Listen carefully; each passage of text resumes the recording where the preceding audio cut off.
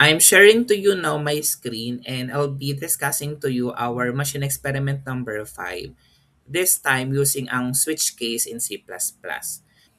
I have here short theory about switch case statements. So these are basically a substitute for the long if statements that compare a variable to several integral values. Integral values are basically values that can be expressed as an integer, such as the value of HR. The basic format for using the switch case is outlined below. So here's the syntax. And the value of the variable given into switch is compared to the value following each of the cases. And when one value matches the value of the variable, basically the computer continues executing the program from that point. So switch case is actually being used as a replacement for ladderized if else. If you're familiar with that, at nagawa na natin yung sa previous experiment. So mas prefer gamitin yung switch case para mas makita natin yung distinction ng different cases po natin. So here's the simple syntax. We have the switch and then the variable that you would like to check. And then meron tayong open and close braces. Nakalagay dito yung case which is the value that you would like to check. Then may colon, then the code that you're going to execute. Andun na po yung comparator na gagawin po natin if we are to compare or the relational operator. And then i-break natin. Ibig sabihin, we need to exit that case para mag-proceed sa susunod na statement. Otherwise, kukontinue siya sa other cases. Kaya nilalagyan po natin siya ng break. In some cases po, kapag hindi na satisfy yung mga cases, kailangan meron tayong default which is being used or execute kapag hindi niya na-satisfy yung other cases na in-specify po natin early on. A switch statement allows a variable to be tested for equality against a list of values. Each value is called a case, and then the variable being switched on is checked for each case. So as I have mentioned, ito po yung syntax natin for the switch statement in C++, which is actually similar to switch statement in C. So meron tayong switch, open and close parenthesis the expression, open and close curly braces, and then sa loob nun andun yung case for different constant expression, the statements. And although naka-note na break is optional, pero I would suggest lagyan natin siya ng break lalo na kung mahaba na yung code na ginagawa po natin. But then again, you can have a lot of cases for our case statements. And we also have to provide the default kung hindi niya masasatisfy yung enumerated cases po natin. So these are the rules being applied to a switch statement. The expression used in a switch statement must have an integral or enumerated type, or be of a class type in which the class has a single conversion function to an integral or enumerated type. You can have any number of case statements within a switch. Each case is followed by the value to be compared to and a colon. The constant expression for a case must be the same data type as the variable in the switch, and it must be a constant or a literal. When the variable being switched on is equal to a case, the statements following that case will execute until a break statement is reached. When a break statement is reached, the switch statements terminates or the switch terminates and the flow of the control jumps to the next line following the switch statement. Not every case needs to contain a break. If no break appears, the flow of control will fall through to subsequent cases until a break is reached. A switch statement can have an optional default case which must appear at the end of the switch. The default case can be used for performing a task when none of the cases is true. No break is needed in the default case.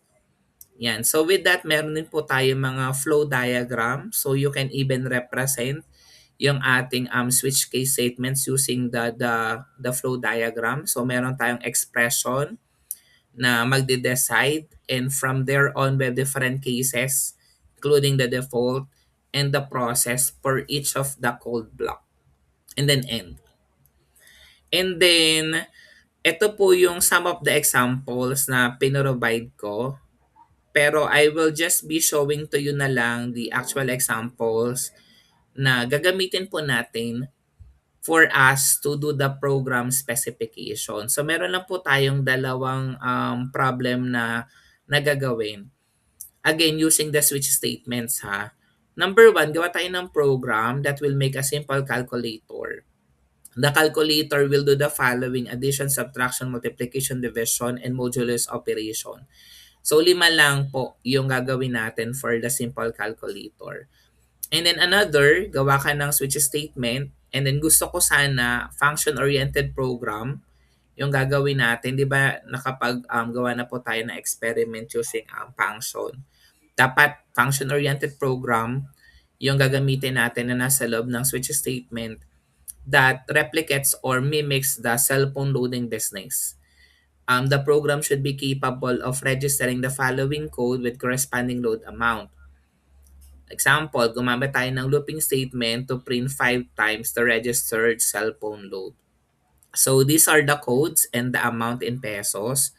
So ang code po natin ay A10. So ibig sabihin ng 10 pesos yung ilo-load. B20 for 20 pesos, C30 for 30 pesos, D40 for 40 pesos, and E50 for the 50 pesos. Relative to the examples, meron po tayong lema. Yan. So gumamit ulit tayo dito ng IO stream, 'di ba? For the use of our C out and C in. And then of course the namespace std. And then meron po tayong mga function, 'di ba? One of which is the play game, which is void. It will not return any value. It will simply display play game code. And then load game for the load game code, and play multiplayer that will display play multiplayer game code. And then for the main function po natin, 'di ba ito yung unang ipo-process ng C++ po natin. Nag-declare tayo ng data type integer which is input, and then magdi-display sa screen natin yung choices from play game, load game, play multiplayer, then exit. Then tatype mo yung selection po natin. Once napili mo na yung selection mo, ipoprocess siya ng switch statement natin, which is the variable input na integer dapat. And then, gumamit tayo ng colon for the cases. And then, for each of the function, tatawagin na yung play game kapag ang case po natin ay 1, then i-break. Ibig sabihin, kuklose na siya dun sa ating switch statement. So, this applies for play game, load game, play multiplayer, and then kapag case for yung pinili natin, so thank you for playing, and then kapag hindi po yun yung finalo po natin na option, error, bad input, then quitting. Then to stay the output on the screen, meron tayong cin.get. So as you know, execute, compile, and run lang po tayo.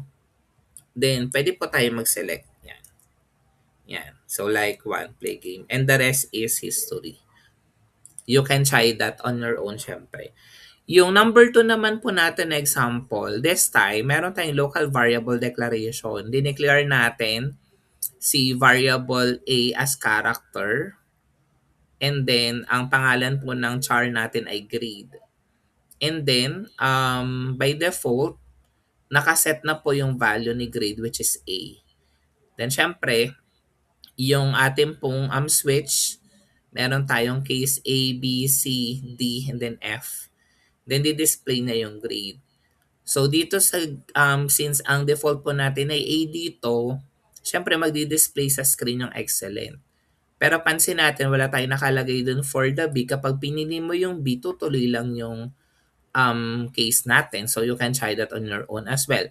Pag pinili yung C, well done, D, you pass, F, better try again, then default, invalid grade. Kung hindi po yun yung in-input natin na correct letter. Then di-display niya sa screen, your grade is, of course, the grade na naka-indicate na, which is local variable declaration yung ginawa natin dito instead na magpa-input ng value from the user. So kung ita-try natin yung B, yan. Yan. So ganun, di-display na lang din yung your grade is B, pero wala siyang nilagay dito na anything. Then kapag tinaray po natin, say for example ay Zay, Ayan. Invalid grade. Okay. So, ganun lang kasimple. And then, yung last example natin is, meron tayong day na integer. Then, we'll be asking to enter the day of the week between 1 to 7. Then, syempre, scan yung input ng user. Then, switch niya yon. Case 1 for Monday, 2 Tuesday, 3 Wednesday, 4 Thursday, Friday, Saturday, and of course, yung last po ay Sunday. So, ganun lang din when we type 7, of course, Sunday po siya. Alright. So again, dalawa lang yung kailangan gawin natin. Hindi ko naman po kayo inaas dito na gumawa ng C. Only C++ will do. And take the necessary screenshots just like what you did in your previous experiment. Thank you very much.